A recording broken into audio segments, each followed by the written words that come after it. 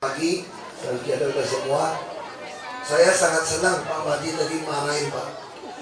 Dari salamannya saya bilang kurang keras, marahnya masih terlalu baik. Maka ada keras lagi.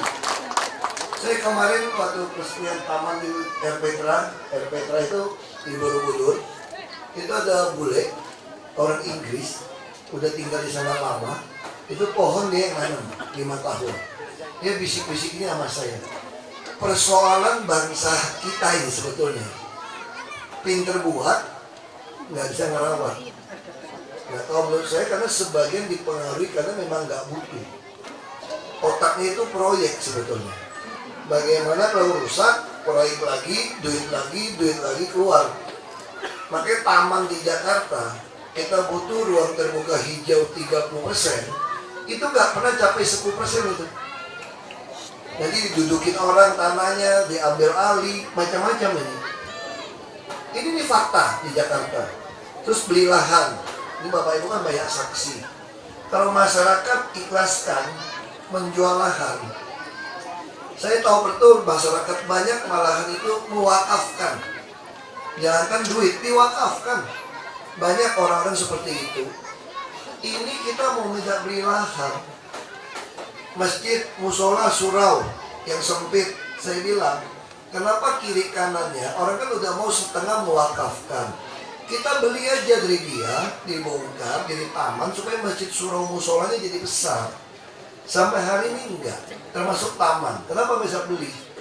Saya temukan banyak oknum waktu beli tanah itu minta komisi 10%, 17%, ditekan masyarakatnya.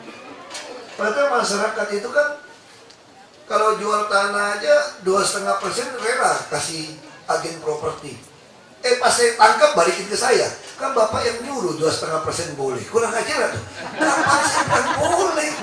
Saya cuma mengatakan kalau Anda nggak minta gede, masyarakat jual tanah 2,5% dia kasih kok. Kalau sampai dia nggak mau jual, pasti kamu mintanya gede. Saya tanya ada yang minta 17%. Ada juga ditekan 40%. Dia balikin ke saya bilang betul nggak? Kan Bapak berarti kasih saya izin boleh 2,5% ya. Kalau mau boleh lu jadi agen properti aja, berhenti jadi PNS. Ya nggak, berhenti jadi PNS, jual tanah ke kita, kamu nikmatin tuh 2,5%. Kita siapin berapa triliun, hampir 5-7 triliun mau beli tanah, nggak bisa eksekusi. Padahal logika, ini Bapak Ibu kan banyak masyarakat, logika kita. Kalau tanah Bapak Ibu sudah di jalur hijau,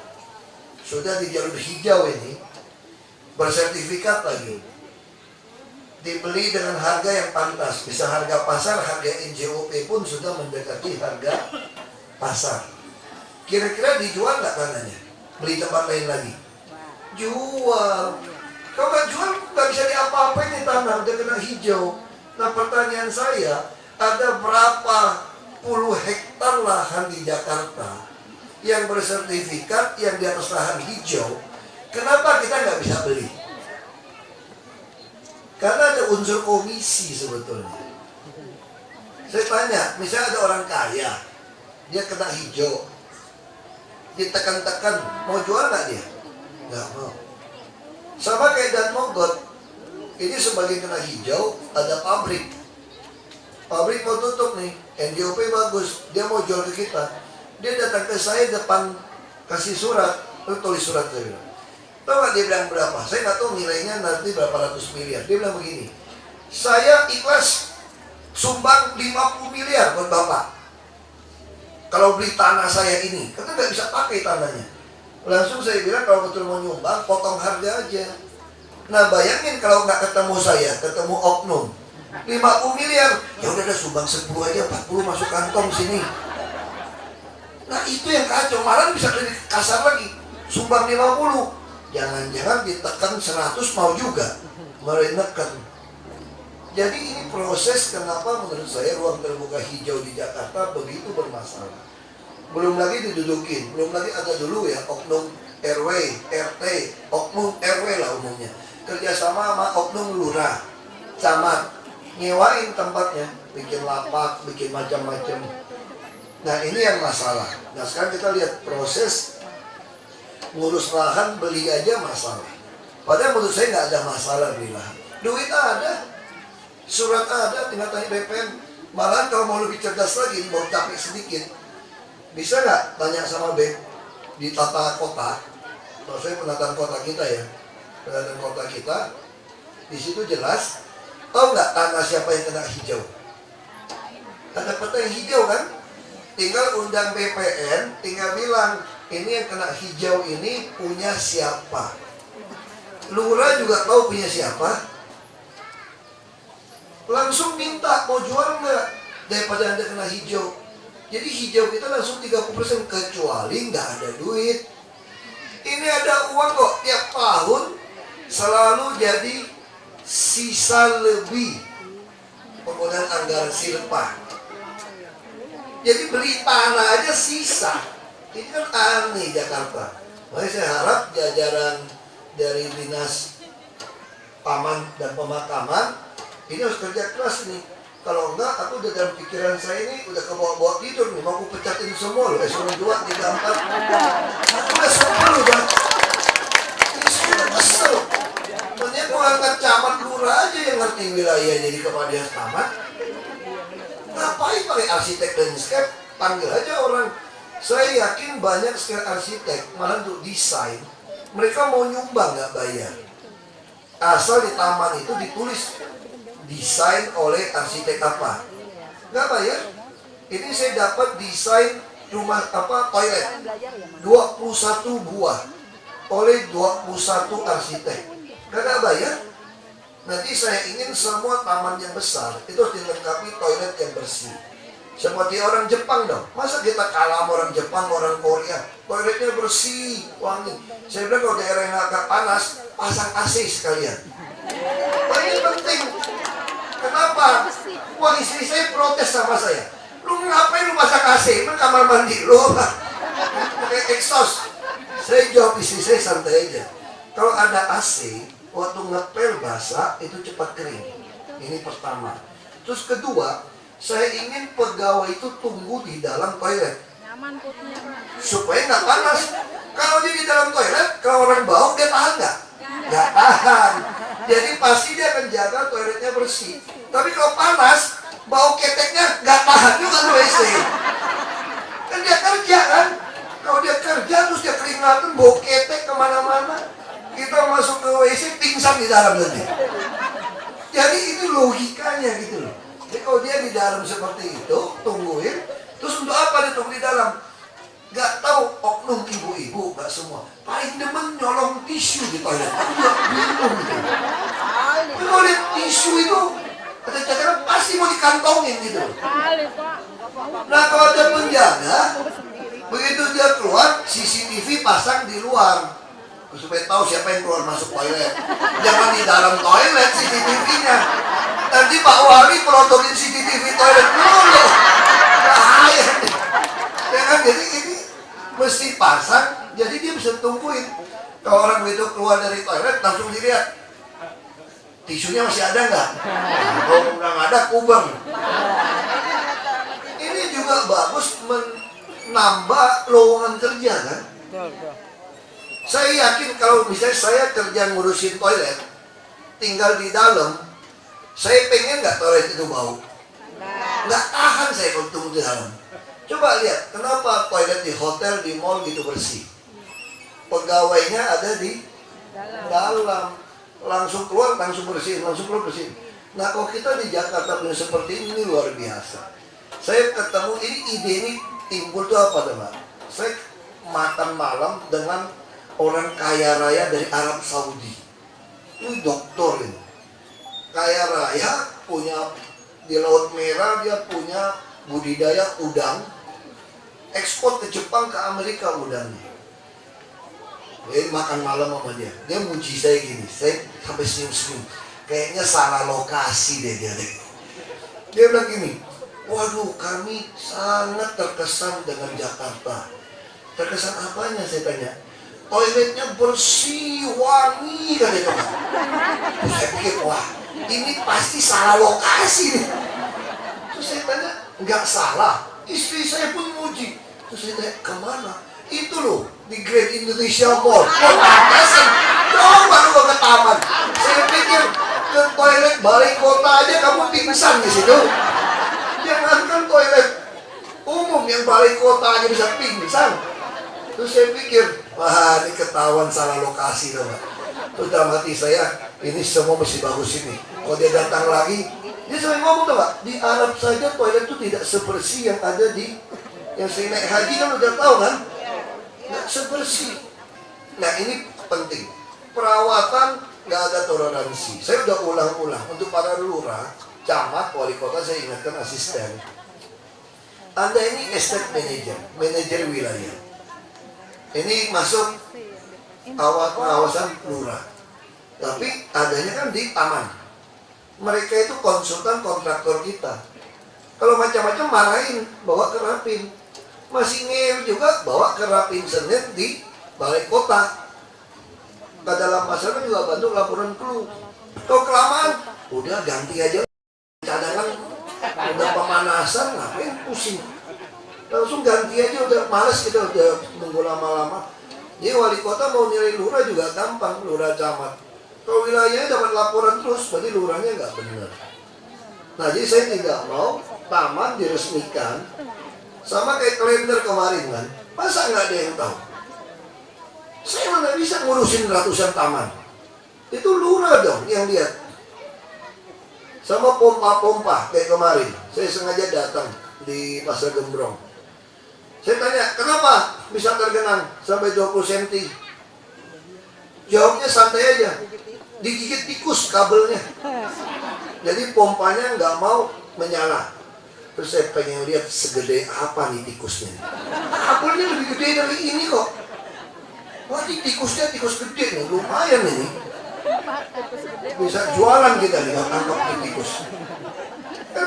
Jualan daging loh. Kirim kemana? Ragunan, lumayan kan? Kasih macan, kasih apa, kok tikusnya gede. Ini kok kabel segini putus, berarti mulutnya lebih gede dari ini dong. Kalau mulutnya segini, tikusnya masih segini kan? Wah, begitu dengar saya datang, langsung dilalat. Bukan Pak, bukan gigit tikus Pak. Kabelnya pasang terbalik. Jadi mati semua pompa. Baik hujan tenggelam. Kok bisa terbalik? Saya bilang, kenapa lu iseng? Masang buka-buka itu kabel. Terus dia jawab, rusak. Karena rusak, mesti servis. Terus saya tanya lagi, kalau habis rusak servis, dicoba nggak? Kok nggak dicoba? Nggak ada airnya Pak. Oh, jawabnya pintar. Kalau nggak ada airnya, tahu dari mana kamu barang ini rusak?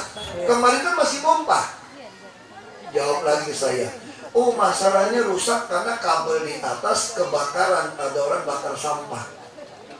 Pinter jawabnya kan. Ya udahlah, memang aku tuh kurang pinter kok. Dari tikus dikejar-kejar, akhirnya balik ke kebakar. Ya itu. Coba lihat aja, gantian nih kita di tenggelam. Ini tanya Bapak Wali. Atma Jaya, Gatot Subroto tenggelam. Mana mungkin tenggelam? Terus jamnya 3 jam nanti surut Pak. Jakarta nggak boleh. 1 menit juga nggak mau tergenang saya bilang. Kalau membuat macet. Begitu dicek, semua kanstin pari air ditutupin konblok. Dibuka, dalamnya kabel. Ini sama kayak Fatmawati. Mana ada cerita selatan itu tenggelam, saya bilang. Yang tenggelam itu rumah saya di utara. Ya dong, air di posisi selatan itu tinggi, airnya turun ke laut. Laut itu di utara. Ini 13 sungai semua turunnya ke laut. Kalau selatan, mana ada cerita tenggelam. Kalau semua salurannya beres. Kalau kalinya kecil, meluap, betul. Orang selatan banyak buat sertifikat di pinggir sungai.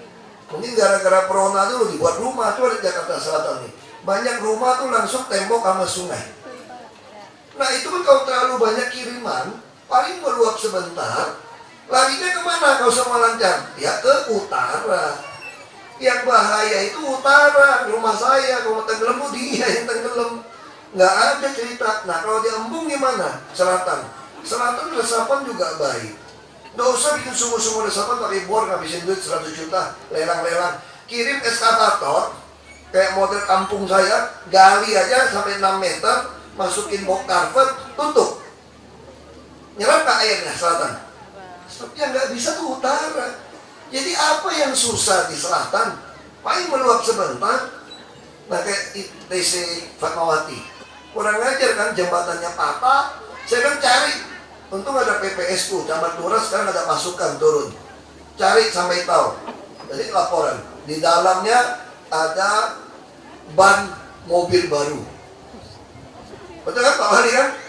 Ada rambu-rambu lalu lintas. Jembatannya patah. Ya gimana air mau lewat? Nah saya nggak tahu apa permainan Pak Oga supaya mobil mogok minta duit atau sabotase. Karena kalau bencana itu keluar duit nih. Tapi biarin aja kayak sekarang. Kemarin laporannya puncak banjir Imlek, kira-kira gitu kan. Imlek lewat kagak banjir. Sekarang komentarnya lain lagi, akan banjir minggu kedua, minggu keempat Februari. Ini akan mau sabotase atau apa nih? Tolong lurah perhatiin ini. Karena orang kayaknya kurang seneng Jakarta gak banjir, tau gak? Di daerah lain banjir tuh kayaknya Jakarta tuh gak pantas gak banjir itu loh. Aneh gitu loh. Ini amat sih sama Jakarta gak banjir gitu loh. Nanti hati-hati nih, Jakarta pasti banjir kalau semua pompa mati. Listrik mati pasti banjir. Karena Jakarta ini 40% wilayah di bawah. Nah yang masalah tuh ada Jakarta. Kalau orang mau bikin banjir tuh dia mesti doanya yang jahat. Doa jahat tuh kira-kira gini. Jadi kan selatan turun ke utara. Utara kalau lagi rob, lagi pasang air laut, ini pasang tertinggi tuh bisa 2,8 meter.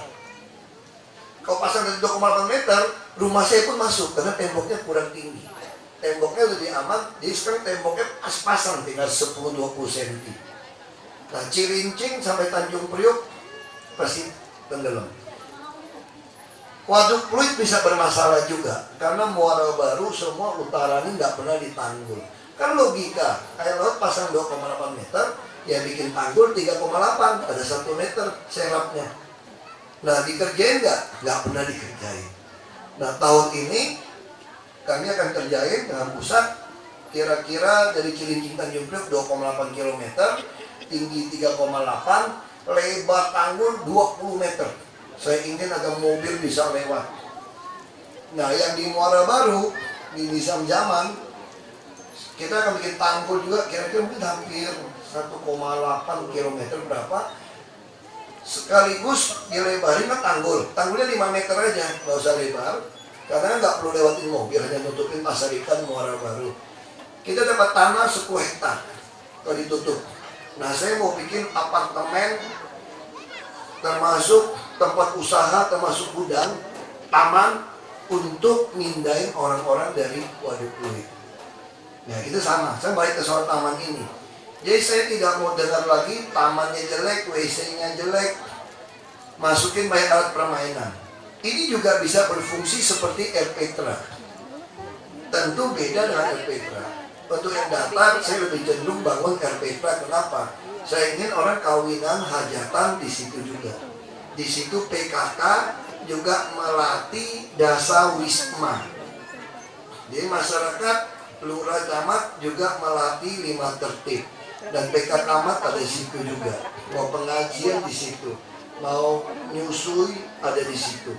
Kalau taman lebih sifat orang datang olahraga, punya WC yang baik. Jadi kalau ada, kenapa? Ini juga bisa, tapi nggak ditungguin. Saya pengen itu kalau RPtra konsepnya. Kalau di sini bisa nggak kakek nenek turun? Ibu hamil, nggak bisa. Kalau RPtra harus ramah untuk ibu-ibu hamil sampai kakek nenek. Jadi saya ingin seluruh generasi dari yang mau lahir sampai yang mau kembali ke akhirat itu ketemuan. Kira-kira gitu konsepnya. Dong ketemu kan? Jadi dia bisa saling kenal. Orang itu perlu saling kenal. Oh itu cucunya ini ya. Oh ini kakeknya ini ya. Jadi remaja, kita ini udah kehilangan semangat gotong royong. Tiap rumah tangga mempunyai kesusahan masing-masing. Makanya saya pengen ada RPtra, orang berkumpul, lurah. Jadi kalau PNS yang udah mulai malas-malas, udah pindah ke dekat rumah, rumahnya aja. Dia TK dia dipotong, ngawasin orang aja, apa yang bisa kita bantu. Jadi orang itu harus dibuat kepalanya penuh, rohaninya, budayanya, pendidikannya, perutnya penuh, sehat, dan dompetnya penuh. Nah, ini fungsi RPTRA. Ya, saya minta sekali lagi, Ibu Ratna, kalau enggak paksa saya ganti loh, Bu. Aku udah agak sebel ini sama Pak Man ini. Kita mempekerjakan pegawai harian lepas di Dinas Taman. Saya begitu lihat di lapangan, saya sudah tahu pasti penipuan. Jumlahnya nggak cukup. Saya sampaikan kagak percaya. Terus saya lihat di CCTV, langsung saya bilang pertama, semua nggak boleh bayar kontan lewat rekening bank, biar yang kerja ketahuan. Wah, kurang senang tapi dikerjain. Begitu dikerjain, saya suruh intip di CCTV. Ketahuan, mandornya bawa 400 ATM, narik duit sendiri. Jadi orang tuh kagak kerja dipinjemin. Kamu mau nggak pura-pura jadi pegawai DKI, dikasih 500.000 aja, sisanya masuk kantong mandor. Mandor berani nggak? Pasti ada oknum ketangkap Kasudin yang main. Ketangkap Kasudin yang main. Nah, sekarang polanya diganti. Yang malas narik sendiri, tapi keluar dicukai, kagak kerja juga. Nah, sama kayak kebersihan. Begitu saya bilang dibawa lurah, langsung ketahuan. Jadi Pak Lurah pada kesempatan ini, Bu Lurah, Pak Camat semua, kalau Dinas Taman bilang wilayah sini ada pegawai harian lepasnya, minta nama, nomor teleponnya. Mereka dibawa komando Bu Lurah, Pak Lurah. Jangan selalu PPSU yang kerja. Topping pohon sekarang lebih cepat taman apa PPSU? PPSU. Betul kan? Jadi lama-lama Dinas Taman mau ngapainnya? Piara orang gitu banyak. Nah, sekarang masih mereka yang bayar gaji. Tolong Lurah, Dinas Taman ini Dinas Taman DKI ya, bukan Dinas Taman Kamboja ya, bukan Vietnam. Ya kan, ini satu provinsi loh. Jadi tolong kalau lihat, tanya sama taman, wilayah saya, siapa nama-nama yang kamu tugasin ngurusin taman di kami. Kalau nggak cukup, rekrut aja tambahan PPSU. Kalau dia bohong, lapor sama saya. Jadi jangan, teori ini jangan dipakai ya. Teori ini jangan dipakai. Tangan, kalau tekuk keluar sakit kan? Tekuk ke dalam enak kan? Jadi teori ini jangan dipakai. Sesama PNS harus saling tekuk ke dalam, membela. Jangan saling membocorkan. Itu nggak betul. Kita ini cenderung bela rakyat banyak. PNS banyak masih banyak yang jujur. Kalau Bapak Ibu tetap mau main begini, mesti ingat tuh, ada gubernur yang nekat kok patahin lo tangan. Jadi kalau bela-belain itu semua satu set aku keluarin. Nggak ada urusan, ini udah keterlaluan. Jadi Jakarta ini udah keterlaluan. Selama puluhan tahun Bapak Ibu orang-orang tua di sini, saya kira sudah sadar mungkin saluran penghubung mungkin ada 40 tahun nggak pernah dikeruk, betul nggak Pak? Banyak nggak pernah dikeruk. Jadi kerjanya apa? Dulu triliunan kontraktor untuk mengeruk seluruh Jakarta. Mereka keruk nggak? Enggak. Bohong doang. Penunjukan langsung 1,75 triliun. Dipotong-potong di bawah 200 juta. Akhirnya nggak pernah nyambung. Sekarang dengan ada PPSU malahan mulai nyambung. Makanya hujan di Jakarta begitu berhenti, tergenang pun akan cepat. Itu pun kalau tergenang, kita harus carikan solusi. Jadi kalau bisa tanah Bapak agak tergenang, minta kami kirim alat berat, kami keruk, bikin sumur, taruh, tutup. Langsung dia resap. Jadi nggak susah sebetulnya. Yang penting Bapak Ibu mau lapor. Tolong aktif Pak RW, Pak RT lapor di KLU. Karena kalau lapor di KLU, saya bisa lihat, oh dinas ini nggak kerja, dinas ini nggak kerja. Kalau dia terus-menerus nggak kerja, 3 minggu aja kayak begitu, kami berhentikan semua. Kita kelebihan pegawai. Jadi DKI kelebihan pegawai yang malas kita kan terus berhentikan. Ya saya tahu kok pasti banyak yang nggak demen sama saya. Nggak apa-apa lah, aku juga nggak demen, lu malas. Saya sama nggak demen aja udah gitu. Aku juga nggak demen kok malas begitu, gaji gitu mahal. Ya kan? Paling doa gini, ya mudah-mudahan nggak jadi gubernur lagi lah. Ya lu doa aja terus. Kekuasaan dari Tuhan kok, ngapain bisa pusing? Ya kalau kita kerja baik-baik, kenapa kita takut? Nah itu yang saya harapkan. Murana jajarannya saya nggak mau dengar lagi loh. Taman berantakan, jorok, bau, toiletnya saya nggak mau dengar lagi. Anda mau mempekerjakan orang silakan, yang penting nggak boleh fiktif. Rekrut orang kampung yang sama, yang nggak kerja. Pasti beres kok, dia ngerawat kampung, jadi nggak ada alasan. Ya, dia taman, terusan saya udah punya dendam sama dinas taman loh. Karena udah bukti nyolongnya banyak nih. Udah ada bukti nih. Orang itu bilang saya marah-marah, saya mah nggak marah-marah, aku lebih cocok jadi pelawak kok, ketawa-ketawa terus dari tadi. Cuma karena keterlaluan aja saya semprot. Kalau biarin, bawa baik gak bisa udah.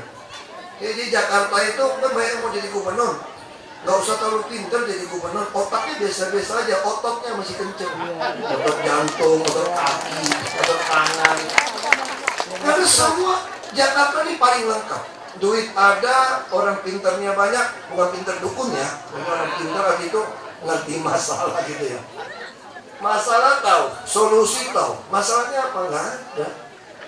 Ya, sekali lagi ini saya harap walaupun bukan Petra, saya harap silaturahim tetap terjadi di tempat ini. Jadi para orang tua lihatin, kalau Anda bersilaturahim, maka Bapak Ibu akan tahu kesulitannya dia. Kesulitannya lapor sama lurah, biar kami yang bantu. Kita seperti orang tua untuk anak-anak. Itulah fungsi pejabat sebetulnya. Dan sekali terima kasih Bapak masyarakat. Dari Pak Madi udah bilang, jangan sampai cuma resmi kagak dirawat ini ya. Saya bilang, saya ingat ini. Jadi bukan saya yang marah loh, Pak Madi yang marah. Aku cuma minjem marahnya aja. Terima kasih.